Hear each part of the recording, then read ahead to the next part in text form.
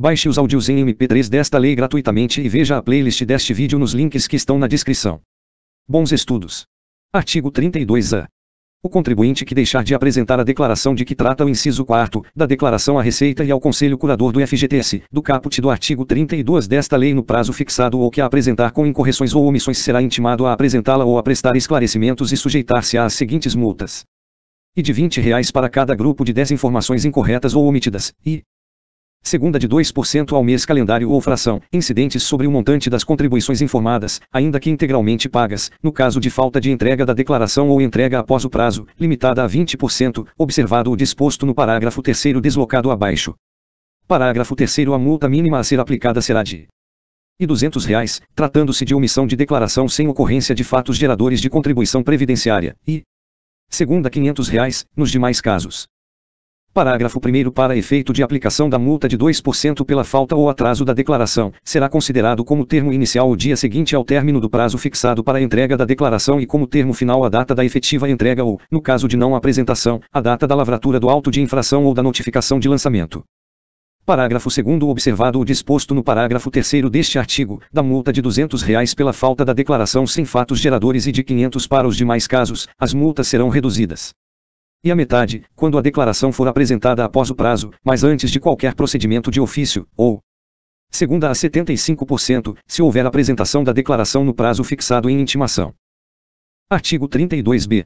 Os órgãos da administração direta, as autarquias, as fundações e as empresas públicas da União, dos Estados, do Distrito Federal e dos municípios, cujas normas gerais de direito financeiro para elaboração e controle dos orçamentos estão definidas pela Lei nº 4.320, de 17 de março de 1964, e pela Lei Complementar nº 101, de 4 de maio de 2000, ficam obrigados, na forma estabelecida pela Secretaria da Receita Federal do Brasil do Ministério da Fazenda, a apresentar a contabilidade entregue ao Tribunal de Controle Externo, e segunda, a folha de pagamento.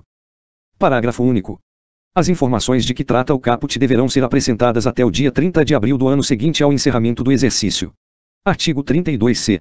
O segurado especial responsável pelo grupo familiar que contratar empregado até o limite de 120 pessoas ao dia no ano civil ou SEI apresentará as informações relacionadas ao registro de trabalhadores, aos fatos geradores, à base de cálculo e aos valores das contribuições devidas à Previdência Social e ao Fundo de Garantia do Tempo de Serviço, FGTS, e outras informações de interesse da Secretaria da Receita Federal do Brasil, do Ministério da Previdência Social, do Ministério do Trabalho e Emprego e do Conselho Curador do FGTS, por meio de sistema eletrônico com entrada única de dados, e efetuará os recolhimentos por meio de documento único de arrecadação.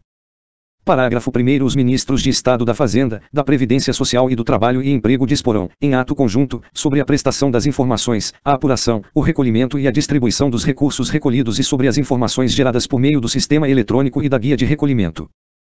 Parágrafo 2º. As informações prestadas no sistema eletrônico de que trata o caput têm caráter declaratório, constituem instrumento hábil e suficiente para a exigência dos tributos e encargos apurados e substituirão, na forma regulamentada pelo ato conjunto anteriormente citado, a obrigatoriedade de entrega de todas as informações, formulários e declarações a que está sujeito o grupo familiar, inclusive as relativas ao recolhimento do FGTS.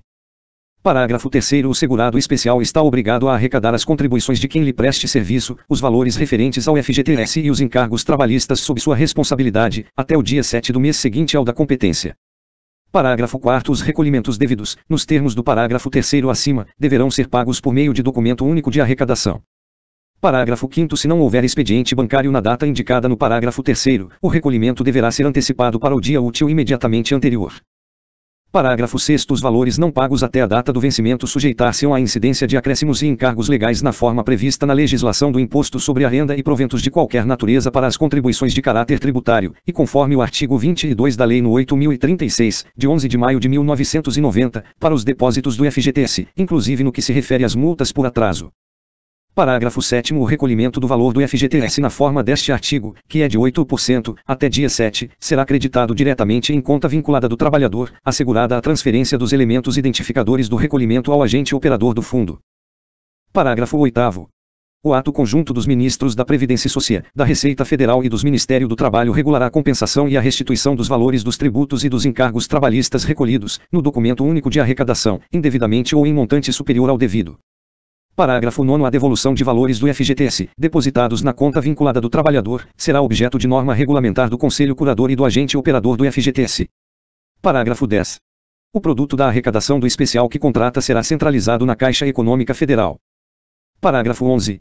A Caixa Econômica Federal, com base nos elementos identificadores do recolhimento, disponíveis no sistema eletrônico, transferirá para a conta única do Tesouro Nacional os valores arrecadados dos tributos e das contribuições do empregador rural e empregado rural. Parágrafo 12. A impossibilidade de utilização do sistema eletrônico será objeto de regulamento, a ser editado pelo Ministério da Fazenda e pelo agente operador do FGTS.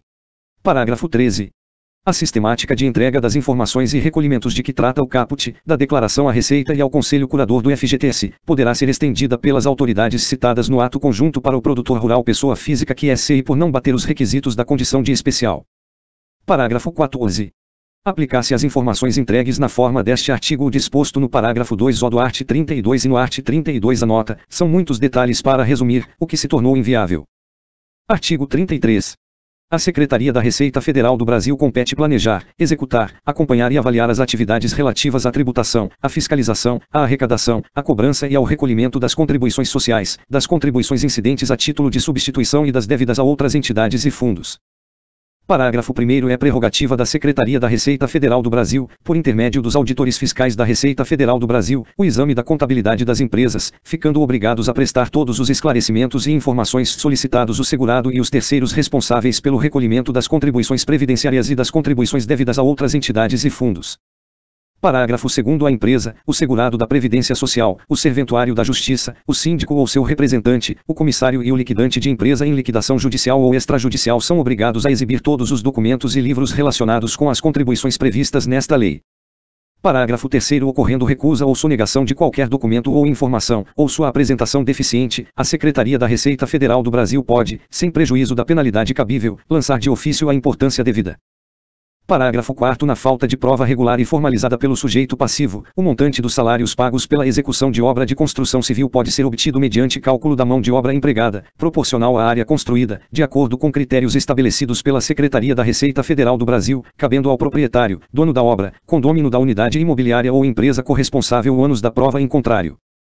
Parágrafo 5º. O desconto de contribuição e de consignação legalmente autorizadas sempre se presume feito oportuna e regularmente pela empresa a isso obrigada, não lhe sendo lícito alegar omissão para se eximir do recolhimento, ficando diretamente responsável pela importância que deixou de receber ou arrecadou em desacordo com o disposto nesta lei.